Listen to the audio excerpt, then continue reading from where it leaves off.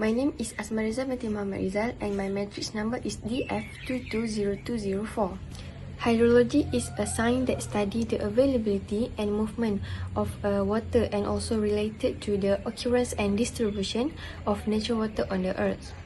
Hydrological cycle, also known as a water cycle, refers to the continuities, movement and circulation of water on the earth. It involves processes such as evaporation, condensation, precipitation and runoff.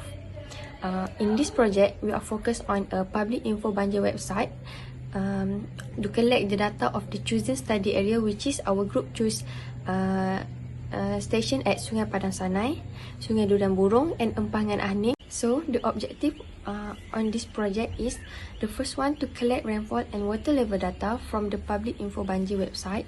Second is to analyze a rainfall data by being able to make mean average rainfall calculation. Number 3 is to determine the total discharge value and construct a normal hydrograph. And the last one is determine the peak flow and compare the discharge value. Our project methodology, the first one is using the official website of Public Info Banjir. The second one is Google Earth Pro, and the last method is proposed rainfall and water level. Method number 1, website Public Info Banjir. It provides valuable assistance to flood affected communities and rescue organizations. It helps identify rainfall station, water levels, and the location of proposed catchment area. This website also interprets the data on rainfall and water level and allows for integration analysis information for stakeholders. The collected data will then analyze using appropriate techniques to determine precipitation level, peak flow, and generate hydrograph. Finally, to retrieve months of rainfall and water level data for each station, which we focus on the highest recorded rainfall. For method number 2, Google Earth Pro provides detailed satellite imagery topography data and various geography information that can aid in understanding and analyzing hydrological process. Google Earth Pro can analyze terrain, which provide elevation data and terrain profiles, allowing to assess the topography of a region. With this data, we can identify areas of high runoff potential, locate potential flood points, and design appropriate stormwater management systems. It is crucial to understand the surface runoff patterns, identifying drainage pathways, and predicting the flow of water through landscape. Next, Google Earth Pro can also cross-section analysis to view and analyze cross-sectional profiles of river and stream, understanding channel morphology, assessing hydraulic characteristics, and estimating flow parameters. It also helps identify potential flood-prone areas, determine river channel capacity, and make informed decisions regarding flood management and infrastructure design. Google Earth Pro able to assist in geospatial data to overlay and visualize various data relevant to hydrological studies such as rainfall stations, river network, water level station, and other relevant data. It helps to gain insights into the spatial distribution of hydrological variables and their relationship. Next, in terms of catchment delineation, it helps to identify and delineate the boundaries of catchment areas by analyzing the topographic features and flow patterns visible in the satellite imagery. We can accurately define the boundaries of watersheds and sub-watersheds, which are crucial for hydrological analysis and modeling.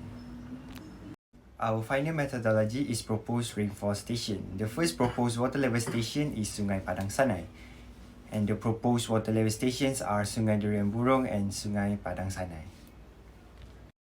Hi, my name is Muhammad Firdaus Amin. I will be presenting for data presentation now. Firstly, the data is catchment boundary.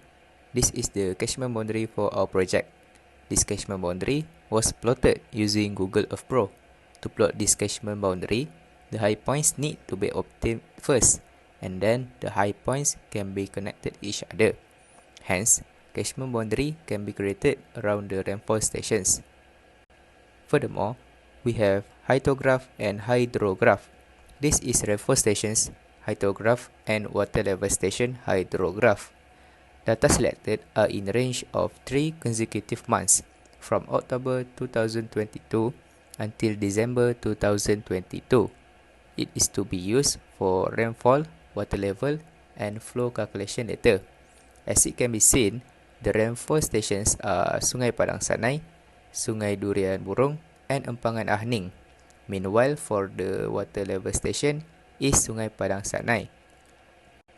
In addition, the other data are terrain profiles. This is terrain profile created and plotted linearly between rainfall stations. From terrain profiles, the elevation profiles can be seen to obtain slope between stations. Lastly, we have cross-section river. The cross-section river were taken as 3 cross-sections nearest the water level station Sungai Padang Sanai. By taking cross-sections river as data as river hydraulic radius and river slope can be extracted to be used in Manning equation calculation data. For the first method, which is arithmetic mean method, the mean precipitation we got from 3 stations, which is Sungai Padang Sanai, Sungai Durian Burung, and Empangan Ahning, is 148.17 mm.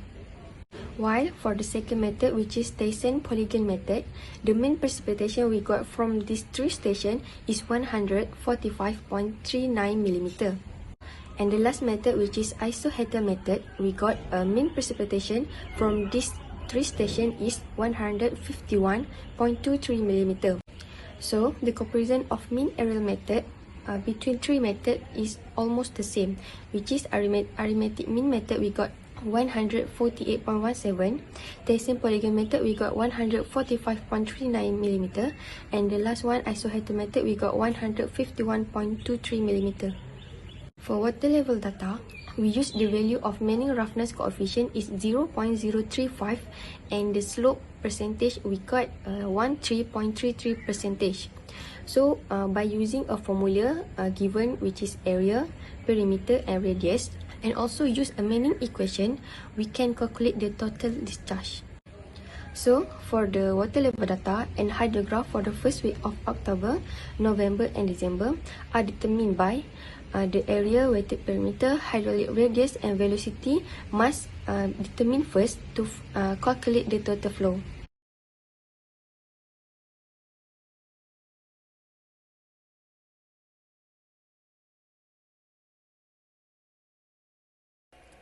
Now I'll be presenting for peak flow. Firstly, we have peak flow rational method.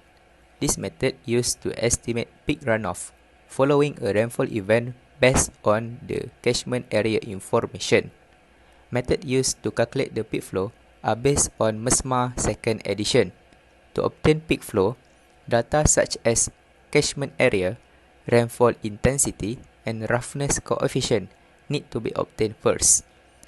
Then only, this data can be substituted into the peak flow formula and the results can be obtained. Secondly, we have cross-section profile of river using Manning equation. Basically, this method is slope area method, which uses Manning equation. It can be used to calculate discharge in the case of no information for velocity or other discharge measurement. To obtain the discharge, data such as flow area, hydraulic radius, channel slope, and Manning roughness coefficient need to be obtained first. Then only, this data can be substituted into the Manning equation and the results can be obtained. Lastly, we can see comparison between flow method. After the calculation of both methods, the results of each flow were obtained. The result obtained for rational method is 4.203 meter cube per second. Meanwhile, for the river cross-section method, the result is 21,673.12 meter cube per second. Both results indicate that difference between both methods are too significant. Our discussion for this project is flood is a common issue in Malaysia. As future engineers, we do a report research about the flood issue in Malaysia.